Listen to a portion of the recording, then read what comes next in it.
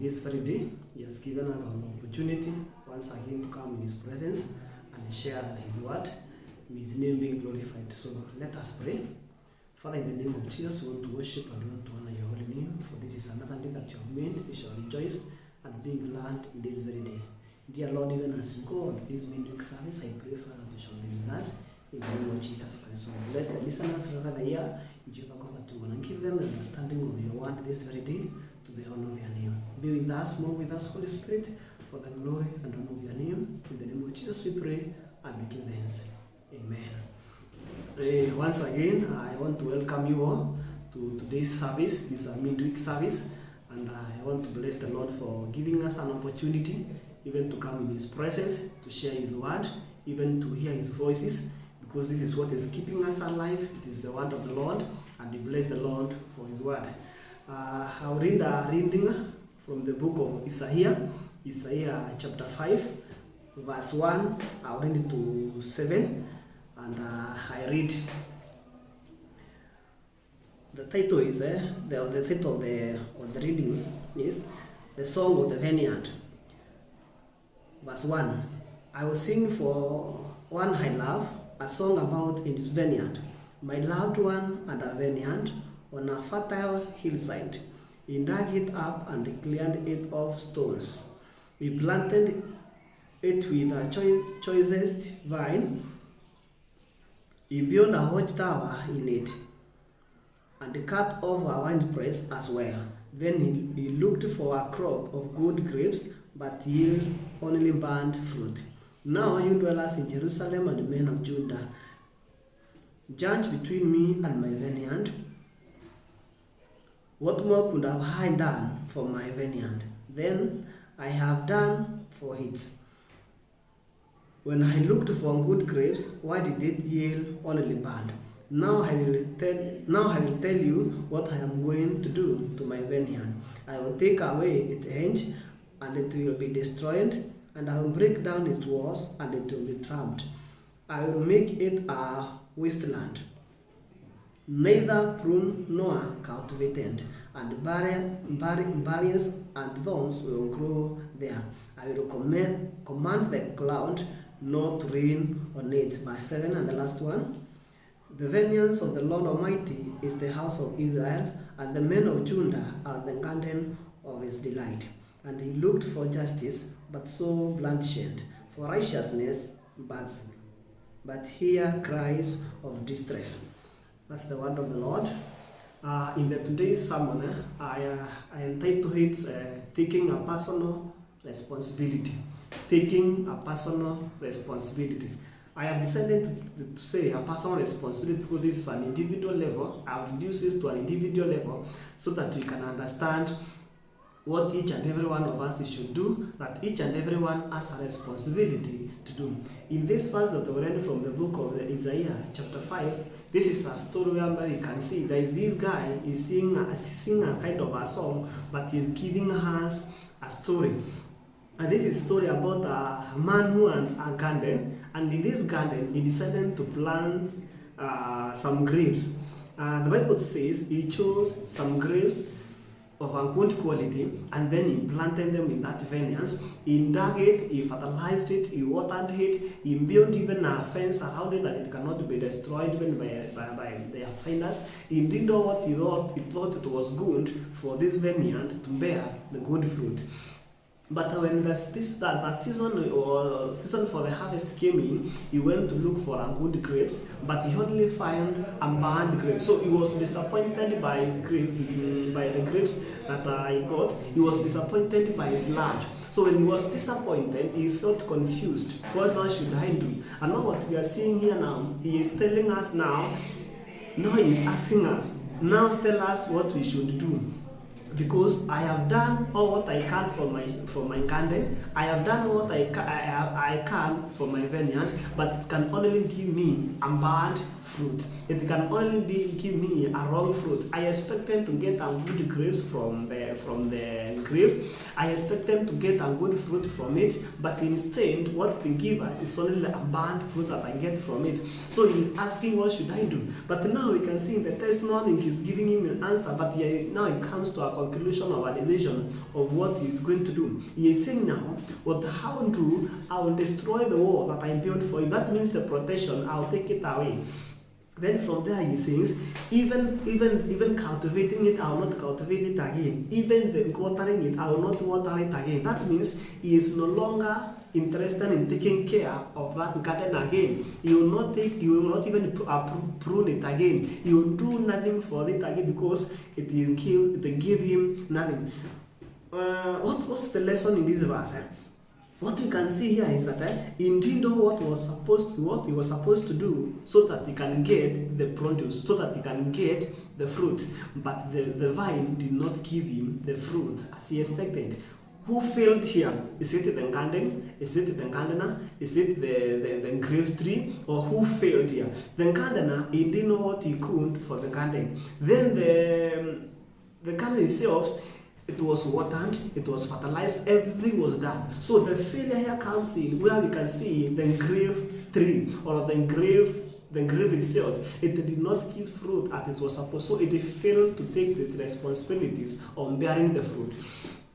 In everything that we do, we have a part to play. Even if it's in a construction site, men, they have to do their work. Then the engineers, they have to do their work. Then the painters, they have to do their work. The electricity guys, they have to do their work. Each and every person has his part to play. So, and when one of us does not play his part, the whole project is either have a bad result, or maybe it will collapse, or something wrong may be happening. This is what we are seeing here. We are seeing here now, because the grapes now, what we are getting here is the bad grapes. Now we are seeing a crisis. A crisis is coming in because one of these three stones has failed his responsibilities. The garden, the gardener, and the grape tree. One of these, they have failed at taking his or her responsibility. And then after this, what we can see now, it is the result, it is the crisis. Because he expected to get something good from it. But now we are not getting. If you read the Bible tells us, if we don't produce crops, good fruit as the Lord our Jesus Christ expects us to do, what you will do, He will cut us down. He will cut us down, and then whatever He gave us, He will take it away. Let's see what I mean. He gave us some gifts, and some talent. He expects this talent to bear fruit for Him. So if this talent and these gifts will not bear fruit, what you will do, He will take them away. So what is happening here is that we have a part to play. If you read in the Romans, is why it is now it is your time to take a responsibility. You have a responsibility to do. After being the sinful nature, after whatever was happening, Christ came in and He gave us all whatever was required. So now we are expected, we know as the believers, to have now a responsibility. In this context, the grape tree, it had to take a responsibility on bearing the fruit. So that was what was expected of it. But instead, it failed. And now when it is failed, now we can see this fight is coming in. And after failing, it is the same grape, it is suffering the consequences, not the gardener. Although the gardener has missed what he was expected, he has encountered some loss, but the grape tree is suffering more than the gardener and the garden. If you read the book of Jeremiah, we see the Israelites, after they failed to do what the Lord had commanded to do, to follow the command of God, and to live as per the command of the Lord, what we see, they were struck with the diseases, they were struck with calamities, and even they were killed with wars, and also they were taken as captives. So it is the Israelites who are being taken to the captives, not the Lord. Lord is exposing them to their enemies. He is releasing them to their enemies because they have failed to take the responsibility of obeying the command of God, of following the laws of God. No, the Lord says, I will do this thing to them. I will release them to the enemies to be taken captives.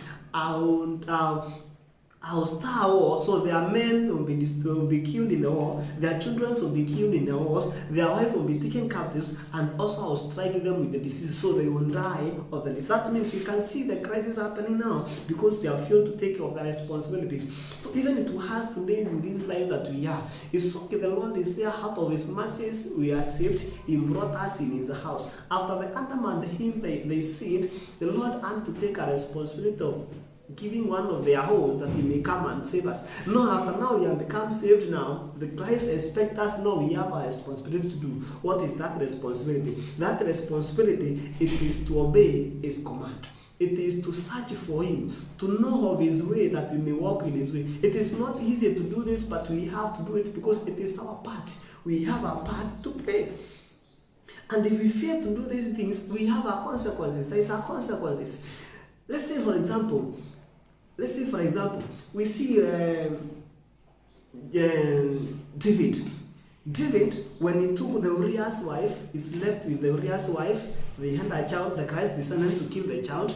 Then he after he sinned with him and killed Uriah, the Lord sent a prophet and told him, what you have done, you shall pay for it. You can see now after sometimes, even after him crying to the Lord, Lord, forgive her, forgive me, turning his clothes, wearing the shack clothes, putting those clothes and everything that he did, the Lord forgive him. But we can see he faced the consequences later on. We see his son. He took his wife, slept with them, just as the Lord had commanded. That is the consequence. So David, when he saw that, he cried to the Lord, but that did not help him because there is somewhere that he failed in this life. So, what do I mean here? I personally have a role to play. You personally, you have a role to play. So if I don't play my role, I may affect you or someone else. But the fact remains, one of us must be affected. Not basically I alone who has failed the responsibility, but all of us, we will be failed. Because it is either we take our responsibility, we become responsible, or become a victims of become a victims. What do I mean? For example, these issues of early teenagers' pregnancy, these are the issues that are shocked my heart because you can see now what is happening. The young girls, they are being pregnant now and then, and the number is increasing and each day. And who is doing this? Either they are fellow youth mates, either they are fellow teenagers, either old men, either.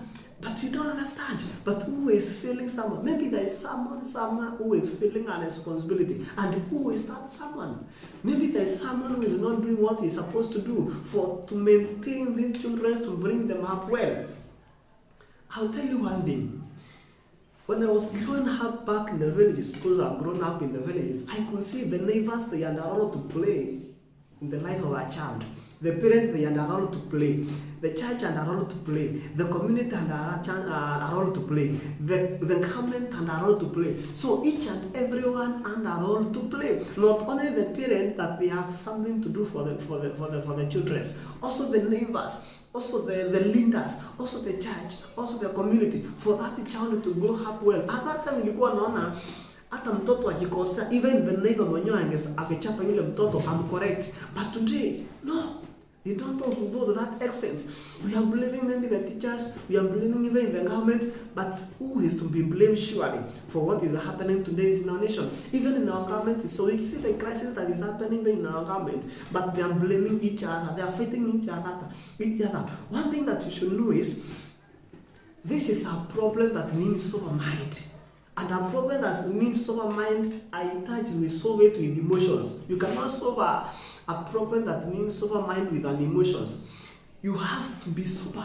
We have to be sober. We sit down and reason who is that person that is failing. We have to reason. We have to sit down and seek the way we lost. We have to sit down and ask ourselves to likosea wapi. Ni wapi tulikosea, so that we can be able to go back. I'll give you an example of the families that we are in today. The families, what we are witnessing in our families today, it is fight, and then since fight, they are heading to divorces. Divorces are so many. The cases of divorces are so many. They have entered even to the church. Even the church itself, you can see a lot of people who have divorced. They are in the church. They are even in the leadership, but they are are divorced. Why? Because that someone has filled his responsibility in that family. Maybe the husband, maybe the wife, and now this fight, now it is going on to it being even extended to the children. We see now when the parents are not together, when they are not reasoning together, when they are not bringing up the children together, we see the impact is going down to down. It trickles down to the children. The children now, you can see how they are misbehaving. But who is to blame? We blame the mother, we blame the father. But in the real sense, who is there to blame? God had a reason to let the child be brought up by the two parents, because he knew the father had his core responsibility. The mother has a core responsibility to take. But today, what we are seeing is the single parenthood. That is what's happening all over. In fact, the many cases are for the single parenthood. Why? Because maybe these two couples, they got some misunderstandings on the ways, and they did not sit down and solve it with the sober mind. They just got some emotions. You cannot solve a problem that needs a sober mind with an emotions. You need to sit down. You need to sit down and reason what is not happening here. Even after David, he cried to the Lord for the forgiveness. It's okay, he cried, but that was emotional. He did not change anything. After he cried and after he did all that, then he was to sit down now and listen. He was to sit down now and be sober so that he can find a solution. So the problem that we are facing today, we need to sit down and have a sober mind of what is happening. Even to the kingdom of God itself, we don't need to carry the responsibilities of God with the emotions. We need to sit down and carry it with a sober mind, with the connected spirit. We allow the God himself to come and take the chance in us, take an opportunity, take his place in us, and then we allow him to guide and protect us. We allow him to speak to us. We allow him to direct to us, because ourselves we cannot make it. It is unless we allow the Lord himself to be with us. One thing that you have to know, when I fail my responsibility, or you fail your responsibility, we bring so many wars. We bring confusions, we bring wars, we see punishment, we see distractions, we see abandonment, we see crisis, and among all this, all what we need, it is a sober reasoning. And this sober reasoning, it is now we come back not to personalities. We come now, we be ourselves. Let's stop pretending. Let us be ourselves. Let us stand and face things directly to our eyes. We need people who can face us right to our eyes and tell us this is wrong. Even the Bible just says, he who does not accept correction is a fool. So, one way or the other, we shall miss the point. Because we need the people not to come and face us directly and tell us this is wrong. And when he tells us this is wrong, we have to come back. Because if I fail, I'll cause the crisis to church, I'll cause crisis to my family, I'll cause crisis to the community, and I'll cause crisis even to the nation. Because one single mistake that I do, let's say for example, I'll give you an example. If today I take a teen, I pregnant a teen, huyu teen ako na mzazi, huyu teen aenda shule tena, huyu teen, there's so many things. This is a destiny that have been terminated. We have brought up again destiny ingine hapa katikati. We don't know its directions. Many of the children today we can see in the streets, in the slums, and everywhere. They have the parents who fail to take the responsibilities. So now that they fail now, these children now we can see they still continue bringing up another generation that is not responsible. So if I feel my responsibility today, that one child that I've destroyed should be brought up in another new foundations. And that another new foundation is a foundation of being without our father. So the figure of our father in that child will be missing the rest of our life. So my contribution will be nowhere. That's one case. Another case here, maybe I have a family and I have a child, but I concentrate with my businesses, I concentrate with my place of work, I concentrate in other things, and I fail to take the responsibilities now of being closer to my family so that I can see what they are doing, I can correct them where they are possible, I can speak to them where they are possible, we can flog them where it is possible. I feel that these children is okay, I'm around them, but doing nothing. So I'm providing to them my only just to pay bills peke yake. I'm paying for the house rent, I'm paying for their school fee, I'm paying for their food, I'm paying for their water bills. Those is only what I'm doing. But I'm feeling the core responsibility of being with that child, that I may monitor the character of that child. Because what owns us, it is our character. If we miss to have a good character, I tell you the truth, everything shall be in a mess. If we fail to have a right character within us, nothing that we shall do that shall keep us safe. If we violate our law, we think sometimes we will violate our law and we go unpunished. But I want to assure you today, if you violate our law, we don't break laws.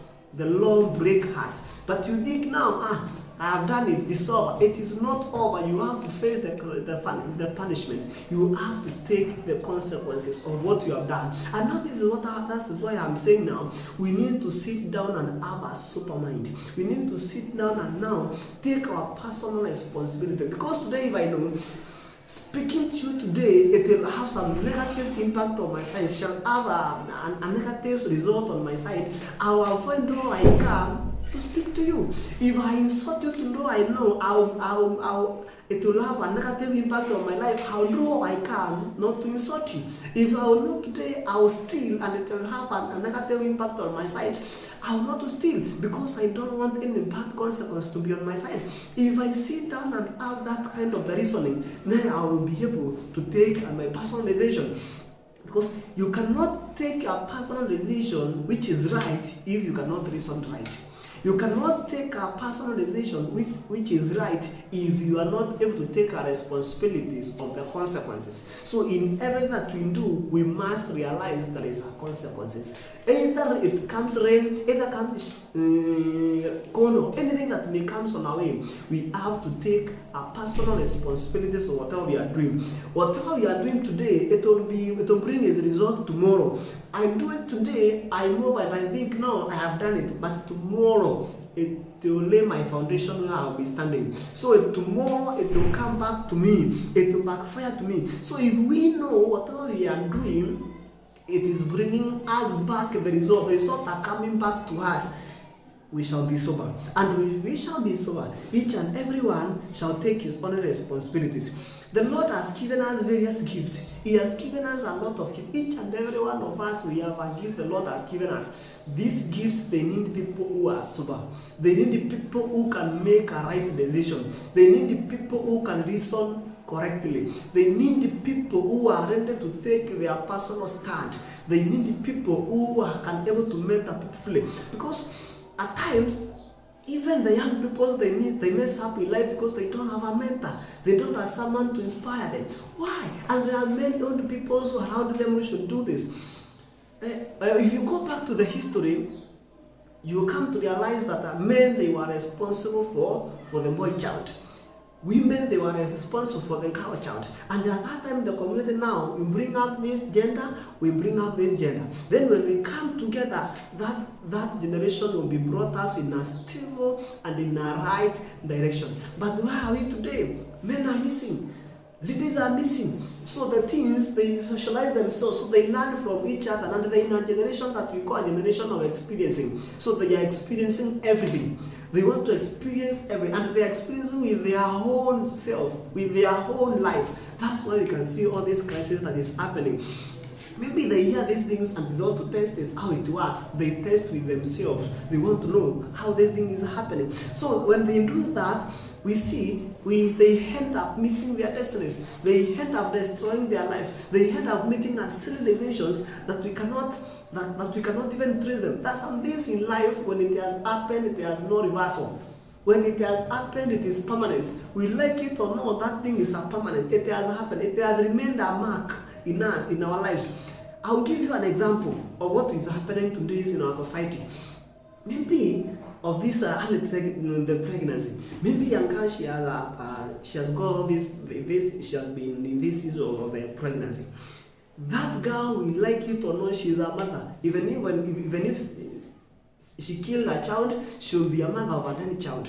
Even if she brings another child, she'll be a mother. And that life have changed. Her life have changed completely, because now she is no longer a kid. Now she is a young mother. We like it or not. Even if the child is not within her age, even if the child dies, still she is the mother. That is a permanent permanent mark in our life. And these are the things now that we should think carefully and know what should we do to avoid this permanent mark, and not that they are good marks. In fact, there are negative things in our lives because we have wasted a lot of time, we have wasted a lot of resources, and then we have started to blame each other. We should stop blaming each other. This is the right time. I stand my position, you stand your position. We speak what is right and we point our finger to what is wrong. We hit the nail at its head so that we can bring back the generation. The generation that we are in today, we are messing. Another day I was discussing something with another woman. She was of her own dignities and her own integrities. As we were discussing about the issues of pregnancy or what the teens are doing and what are doing, she surprised me by what she told me. She told me I pity the boy child more than any other gender, because she told me, especially the generation that are not married by now, when they marry in that house, you come to realize there will be never cooking in that house. Women will never take the responsibilities of men again. No, it is upon you now. You marry, you come in the house, we are equal. If you want to eat, go and cook. If you want to wear clothes that are not dirty, wash your clothes. If you feel where we are living, the house is dirty, clean the house. If you feel the utensils are not clean, clean the utensils. And then I asked myself, yes, it's okay. In the house, we should help each other with this responsibility. But the question is, who should be responsible for what? Who should be responsible for what? The question is, if each one of us fail to do what he is doing, then I want you to think of now of a child that we brought up now between these two couples. Whereby kila mtu anafanya shughuli zake, kila mtu anajitawana venye anataka. Now come up with a scenario of a child now that is coming in and out there.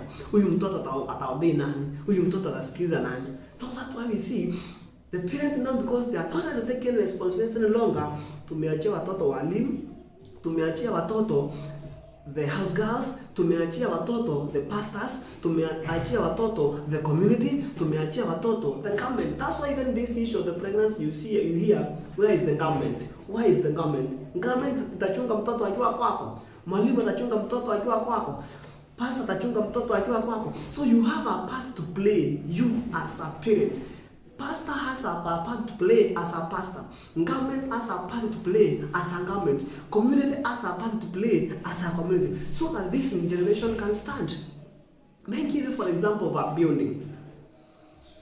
When you bring up a building and it is complete and it has settled, that building, the story is over. If you decide to touch the life of that building and it serves some changes, have some maybe something to do with that building, maybe you want to change it, there are some places that we don't touch. For example, we can decide maybe to change the window panes, we can decide maybe to repaint the house, we can decide maybe to change the roof, we can decide maybe to change the wiring, we can decide maybe to change the doors, but the foundation of that building must be strong. The foundation of that building, we must maintain the original design. The original design that we used to build the house, we should maintain that design. Because the original design, it is our reference point. How was this building was supposed to be? That was the reference point. But if we end up touching that building to its foundation, we shall bring a lot of crisis, we shall bring a lot of wars, we shall bring a lot of dread, because we have touched what is not supposed to be touched. If we see a crack on the wall, we ignore that crack, that building may end up collapsing. This is what I'm saying here. In bringing up a generation, there is a core issues that need not to be ignored. There are a core issue that need not to be touched. Now, if we ignore some issues in the family's setups, if we ignore some issues in the church setup, if we ignore some issues even in the government, that's why we are seeing this crisis, because that is the foundation. That is the foundation. Like for example, biblically, our foundation is the Word of God. We believe in the Word of God. We remain in the Word of God, and we be strong in this Word of God. We follow it to the last. If we fail to follow the Word of God as we're supposed to do, we can see the consequences, because that is our foundations as our Christians. The parent, you are the foundations of the families, we like it or not. That's why the Lord himself, he put lower than him. The Bible says, parents are our second God. That means they are second in command from the Lord, from the hierarchy. This is God. After God, we have the parents, because the parents, they are the most people with the responsibilities. Me, at times, I blame parents for whatever is happening to their children, because they are the one with a lot of time with their children. They are the one who knows their children. I'll give you an example. I myself, when I was growing up, maybe I messed up in one stage of my life. How sure am I, my son or my daughter will not mess up in the same stage? So it is my personal responsibility. I know now there is a stage in this life I messed up. So that stage I messed up, it is my time now to take my daughters or my son, and I tell them, you have not to mess up in this level. This is the level that I passed through. This is what has happened. It's okay. I don't mean you expose yourself to your daughters and your sons, but you need to make them sit down and tell them. If you cannot tell them, call your niece, call their aunt, call their uncles, because they also have a role to play. This is what is happening, because you can see in our family, maybe all the sisters, they have the children out of the in-laws. Maybe all your brothers, they have the children out of the outlaw. Maybe at one stage or the other, they were all drunken, they were all exposed to some drugs. The question is, how sure are you that your son or your daughter will be not exposed to the very same thing that you are exposed to? So it is not your responsibility to make them sit down and tell them straight to their eyes. This is what is happening. This is what happened, and you have to take our responsibilities of this. When I get saved, I prayed a lot and I asked Lord, I don't want to fail in certain stages of life, because I saw maybe my fellow youth, there are some stages I failed, and I felt painful for me even failing in those stages. And when I sat down and started praying, Lord, please, Lord, help me. One day the Lord showed me something that shocked me. What is making others to fail? It is because maybe they want to experience, maybe they have no one to tell them right to their eyes. So now the Lord told me, I gave you a personal responsibility of your life. Take a personal responsibility of your life. Never make any decision without considering its consequences. If no matter how emergency it will be, never make any decision in life without sitting down and ask yourself, after this, what are the results?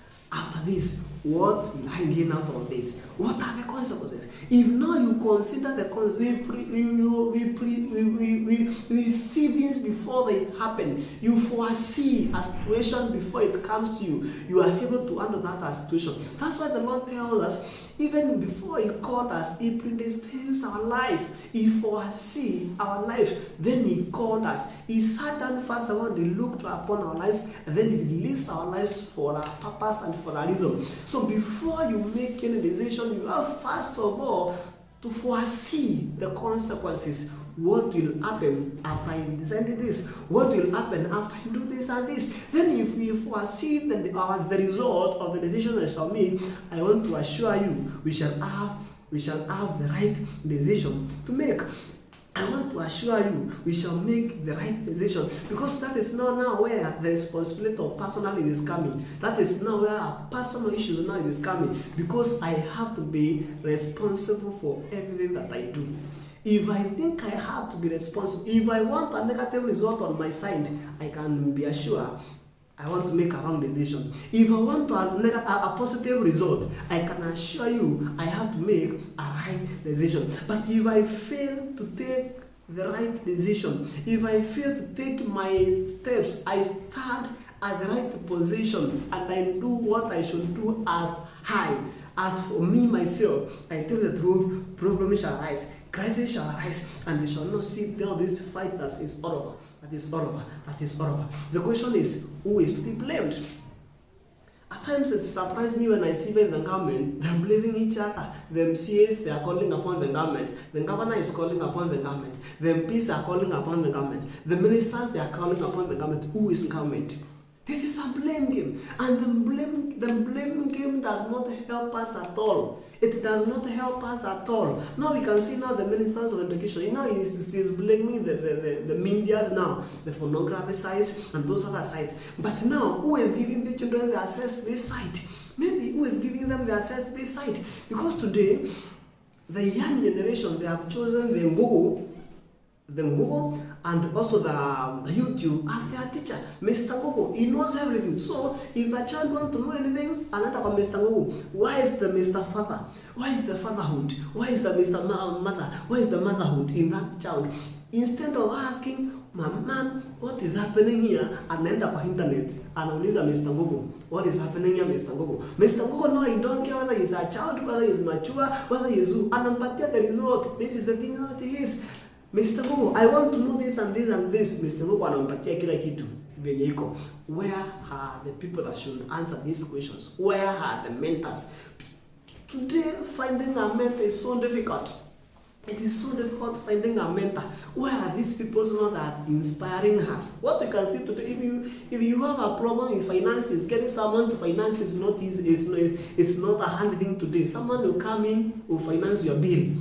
But if you need someone to mentor you, to show you a direction, this is so hard to see someone that is volunteering. I want to mentor your life. I want to concentrate with your life. It is so difficult because we have concentrated in making money. Until now, the generation that we are in, we think money is everything. To us, we believe money is everything. So we want an instant money. We want money to come in. Just we close our eyes, as we open it, we want to be rich. That is where the things are. So we don't even involve ourselves in the drugs. We don't even involve ourselves in the type of worshiping. We don't care because all what we need is money. Where are our parents? They come and tell us. Even if we see us, we own houses, we see us, we own this business. It took some time to build up this business that you can see. It took the time to build this house that we can see. We need people to tell us those things. One thing that you should know is, someone saying, life is like an onion. You have to peel one layer at a time. One layer at a time. You have to take a step at a time. And if you as you peel up these layers at times, it makes you to cry. Because then when I heard that saying, I went and tried to see what makes us cry when we are peeling the onions. I came to realize there is a gas that is coming out of the onion, and that gas is what is the onion itself. It's what makes the onion have its taste. So that gas is coming in because it is trying to react so that you cannot keep on destroying the onions. This is a kind of a defense mechanism. So it enters into our eyes and we cry. We have to know in this life there is a hard situations that we shall pass through. And in this hard situation that we shall pass through, we need not to stand and realize we don't have an easy time. We have to be focused. We have to concentrate with our goals. We have to concentrate. We have to know we have a responsibility to do. Even when the life is becoming hard to us, it's bringing tears down to us. We have to know this is exactly what is needed. This is exactly the process that we are going. So our mentors come in. Our inspires, those people that inspire us, come in. We need you, that you may support us, that you may lift us, you may direct us, tell us how things they are. Don't try to educate us. Now that everyone now we are concentrating with the schools, education. Where are the basic role? Where are the basic educations for the family? Where are the basic educations for the children? The children, they need to be taught. Not the teacher will not teach you everything. There are things that they have to be taught by the neighbors, they need to be taught by the pastors, they need to be taught by the uncles, the aunties, the parents, and even the government itself. And if they also the things that you should learn for yourself. This is, we don't need someone to teach you some things. For example, wakati kandama kanazaliwa, katika don't need the mother akafunze kunyonya. It is the responsibility of the ndama ijue wenye itapata kupata venye itanyonya. The same things to us. Even we are growing up, there are some things that we need to know. This is our home decision. This is our whole responsibility. There are some things that we should learn for ourselves. And we should not let what you are passing through to learn from it. We should not learn from our own experience. That's what I mean. We should learn from whatever is happening to others, whatever is happening to the communities. That's what we should learn to. So today I want to tell you this. You have something to do. You have a responsibility to do. Let us stop doing what people they are telling us to do. Because at times you end up doing that. Unasikiza mwenyewe, unasikia unakufanya nini? Even if it's not right, we don't care. What people are talking about us, we do them. We don't care. This is the right time we stand and be ourselves. Because if you become yourself, if you stand and become yourself, I tell you the truth, no one will ever shake you. I'll give you an example. Jesus Christ, a time it came when he was with the disciples, they wanted to eat. They passed through a fig tree and it had no fruit. He cursed the tree. When the next morning they passed through the same tree, they met the tree has dried. And then the disciples asked him, the tree has dried, what has happened? Jesus told them, not only this tree, this is exactly what happens. If you fail to do what you are supposed to do, you are going to wither. We are going to die. We are committing suicide each and every day by failing to become ourselves, by failing to become who we are. Our destinies are being killed. Our talent, we are dying when they are dormant. Somebody is saying, cemetery, that is where the people are being buried. That is the place that is the richest more than any other place. Because in that place he was arguing, there are some gospel messages that were not recorded. There are some songs that were not recorded. There are some companies that will never come to existence. There are so many things in that cemetery. The ideas, the dreams, they were never accomplished. The visions that were never accomplished. Because these people, they died packed. They died full. They were never fulfilled. So what is the meaning of this? Is that we should die empty. We should die like Paul. Paul said, I have run the race. Now I have finished. I feel empty. We should run the race. We should run and feel now we are empty. And now as we run this, we need to be focused. We need to be our own. We need to take our personal responsibility. We need to be sober so that we cannot mess up in this life. One thing that you should know, failing to be ourselves, failing to maintain our original course, I tell the truth, we shall see death all over. We shall see confusion all over. We shall see people are fighting each and every day, every place. This is the right time. I stand as a father. You stand as a mother. I stand as a man. You stand as a woman. I stand as a pastor. You stand as a member. You stand as a government. You stand as a community. You stand as a niece. I stand as an uncle. You stand as an aunt. I stand as a nephew. So that we can all take our personal responsibility. Even your business itself. If you can release your business to your employees and go home and laugh and say, no, the company is growing, you mess up with that company. We are concentrating so much with our businesses, with our places of work, that we are failing to concentrate with our personal life. We are failing to concentrate with our personal peoples who are so close to us. And this is where now we are failing. And if we need to go back where we should go, we need to be ourselves. And today I insist, we need to be ourselves. We see another scenario in the Bible. That this gentleman was taking care of a certain garden. The owner of the garden, he came, he told, no, that has failed to bear the fruit, cut it down. He said, no, let us give it another chance. Let us give it another opportunity. The Lord has given us another opportunity. He has given us another chance to be ourselves, to realize who we are, understand our position. I do what I'm supposed to do. You do what you're supposed to do. Because if I fail today, I will affect you in one way or the other. If you fail to do what you're supposed to do, you will affect me in one way or another. But what we believe to do is that my success, it is mine and my personal, my mind alone.